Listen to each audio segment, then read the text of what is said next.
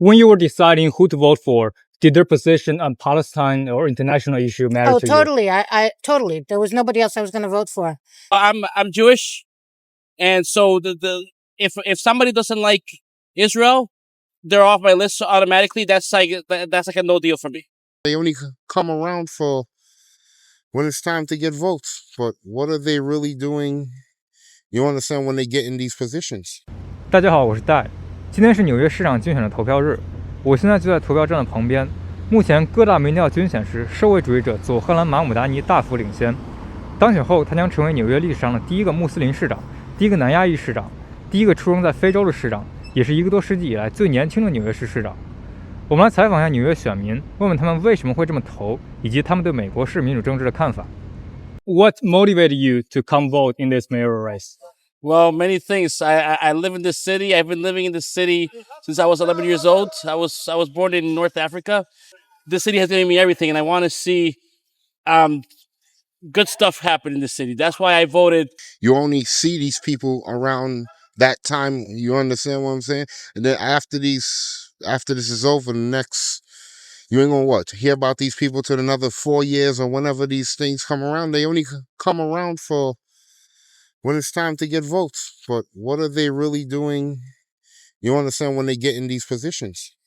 Primarily keeping Cuomo out of office. But also, I love Zohran. I love his policies. The election in the city is it's reflective of the whole country. So yeah, I wanted to make my voice heard. Oh, I've been a New Yorker my whole life. Of course, I'm going to vote for mayor, especially when there's a person worth voting for. Are you open to share who you voted for and why? Mamdani, because he has very progressive policies for people. It's going to be some really hard times we're in. But I think he has the right heart, as policies are going to be really tough up against this presidency and this time of what I consider fascism. He's the only electoral candidate that actually focused on the economy and had a good plan. So yeah, I voted for Cuomo because he's gonna keep the discipline here. He has a lot of experience. He's not gonna screw people up, and things may not be perfect with him, but he'll keep New York floating. All right, as opposed to other people. I really like Curtis because when I was a little kid, he was my hero for starting the Guardian Angels because he saved a lot of people's lives, a lot of kids' lives. So I feel like he proved that he cared about New York City and the other guys didn't. So I had to vote. I had to come out and vote for him just because of Guardian Angels. I just couldn't help myself. Yeah, Mamdani's policies speak more to me and to what he can do for the city. I do worry about what Trump will do if Mamdani gets elected, but yeah, that's how I kind of decided. Yes. Who did you? Yes. Yeah. It wasn't a yes or no question. Okay. Who did you want to vote for? Okay, I wanted. What's his name? Zohran. Yeah, Zohran Mamdani. Yes, we all wanted to vote for him. Okay, and why? He was gonna do a rent freeze for a lot of families that are backed up on their rent, and he was also gonna try and build a lot of affordable housing.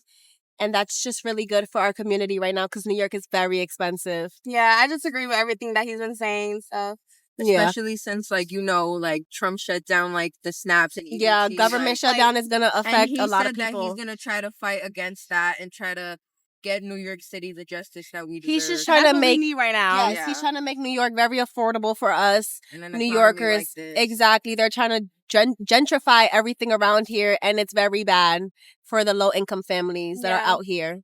So Mamdani called himself a democratic socialist. So when you hear the word socialism, what comes to your mind first?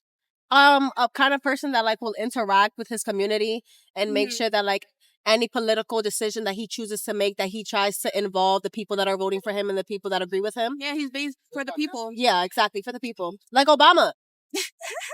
I'm so glad you asked because I would consider myself a socialist.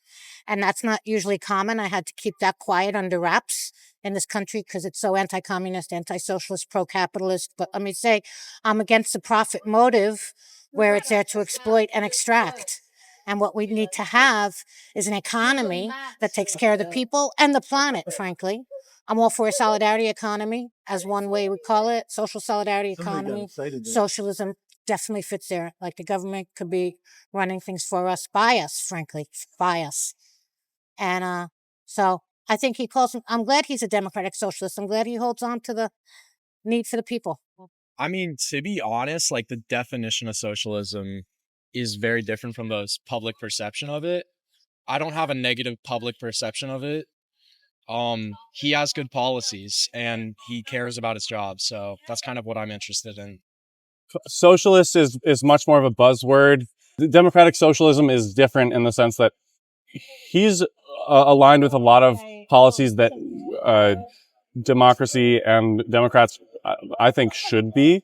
I don't think it's as insane of a platform that it's being propped up to sound like. And I think a lot of people get that wrong about what it's doing. I think it's going to be good for the city. Does it matter to you that he's Muslim or whatever? No, It race definitely does not doesn't mean matter. anything. It literally Race does not mean matter. anything. This is New York, dude. What do you expect? Like, everyone's from everywhere. I Or think it's not. great. Diversity is, it's great. No, in one sense, no. I think his policies are more important. Him being Muslim is actually really good for the city. Frankly, we haven't had a Muslim mayor, and haven't had that representation for that community. But it's besides the point because he's not running to make any one particular group of people more important than the others. I don't think it's top of mind for him. Do you like his hat? I do. When you were deciding who to vote for, did their position on Palestine or international issue matter to you? Totally. I totally. There was nobody else I was going to vote for. Matter of fact, if Mamdani wasn't in the race, and let's just make believe Eric Adams got the Democratic one and stayed in, and Cuomo and Silva, I would not be voting. I don't know what I'd be doing. I don't know. But I'll tell you right now, I think we're in bad times, and we got a decent guy to give it a shot. I can't say he's going to do magic because the atmosphere on this planet is pretty bad right now. I'm Jewish, and so if somebody doesn't like Israel, they're off my list automatically. That's like a no deal for me. Yes, of course. Yeah. There's millions of people dying in Palestine and all over the world. And it's very sad that America isn't doing anything about it. There was a ceasefire and still people were being bombed over there after they returned home. That's crazy. And it's good that he brought that up during the elections. Exactly, because a lot of Republicans and Democrats, they don't really speak about Palestine or Gaza. Or they support Israel. Exactly, and it's just very sad. A lot of people are dying, no matter their race, color, none of that stuff matters. They're still humans. I mean, what's going on in Gaza is one of the most horrific genocides. So I thought it was great to hear an electoral candidate that actually spoke on that and addressed it. A lot of politicians either dance around it or are blatantly pro-Zionist. So I was really relieved to see a politician who has morals and stands on them. No, not really. Not really, because the mayor does have a say, but at the end of the day, they don't. So yeah, that's not the point of the mayoral election. It's about the city. If the candidate you vote for wins, what is the one promise you expect him to deliver first? Well, I don't know about the promises. There's going to have to be something with food real fast because the food thing is happening real fast. And so maybe it's the grocery stores, getting food into people's bellies, mutual aid. Right now with the SNAP money going out, the food stamps or SNAP, EBT, whatever you refer to it, that money for food is not coming in. Yeah. People are going to really be hungry. Basically, not bring down the number of cops because New York is already a very dangerous city as it is. The homelessness, we hope that he brings it down. I mean, there's a lot of homelessness in the city. I mean, by my apartment building, I see homeless people all the time. And also a safe haven for Jewish people because there's a lot of anti-Semitism right now. To make New York City their priority and to empower the people, to empower the homeless and the poor, to not be homeless and poor, to empower the people of New York. Zohran did promise a lot. I think there's a lot of forces against him trying to stop a lot of the more progressive policies like a rent freeze or he wants to make buses free. I will say I think a lot of those are possible. I really liked his whole idea of matching the corporate tax rate to New Jersey's. That's very feasible. That's very doable. I wouldn't say there's one specific policy. I'm more interested in to see like how the next few years unfold with his mayorship. New York quite often calls itself the greatest city in the world. Yes. And do you still feel that way in 2025? It will be. It never stopped being the greatest city in the world. Look at all this. Look at all this stuff. It always will be. I'm proud to be a New Yorker. Rats run this city. This is their city. You understand what I'm saying? Like, they're not doing enough. You understand? Especially with the infestation this city have. Like, how can this city be the best city with the infestation of rats? And you understand that we are surrounded by. You understand? They gave laws stating that all business owners should have bins in front of their businesses. Look, there's still bags all over the ground. How you expect to control the pest problem? You understand what I'm saying? Like, it's just an oxymoron, I feel like. You understand what I'm saying? No, I don't. I honestly never felt like that. I've lived in New York City my whole life, and this city is a facade. It's just, I felt it's like good there online. was a point of time where it was a really great city, but it just has gone down. I feel like the 80s was better than this, and the 80s was one of the worst times in New York City. Everybody was dying and all that crazy stuff was happening, and the 80s was better than this, to be honest. I do. It is. It's the most, it's one of the most expensive cities in the world, but it is one of the greatest cities in the world. I've lived all over the country, and I've been to other cities, and like, I've been to London, I've been to Vienna, I've been to Bombay. So I've been to India. So, but yes, it's definitely one of the greatest cities in New York. It's definitely one of the greatest cities in the world, without a doubt. I've always thought so, but that's because I was born and raised here and I don't know too many other places. So it's just what I know. I've traveled a little, and I can't say it's the greatest in like better other, wherever one is should be heaven on earth. I don't know. No greatest. Yeah. Yeah. Yes. Yeah, well, I'm biased. I'm from here, so I think it is. And I mean, looking back to the pandemic when people said, "Oh, New York is, it's not the same. Everybody's leaving."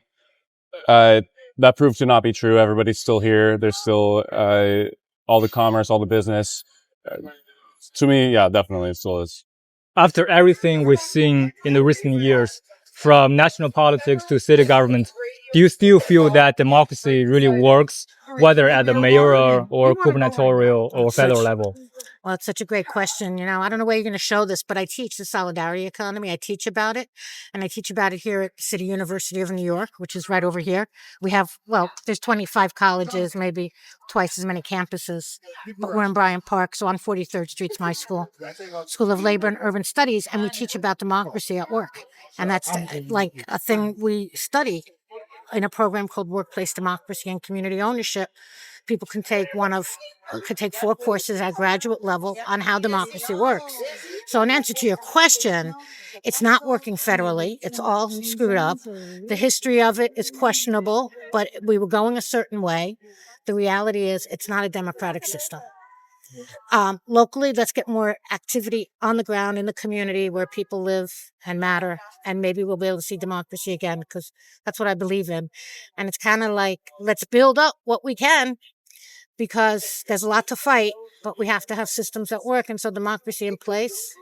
I just got done teaching a class on community development tonight, and really we were looking at asset-based community development, compared it to stuff they did at Co-op Dayton and Gem City Market in Dayton, Ohio, this whole community endeavor, and then looked at like 6 different neighborhoods in New York for what we're doing.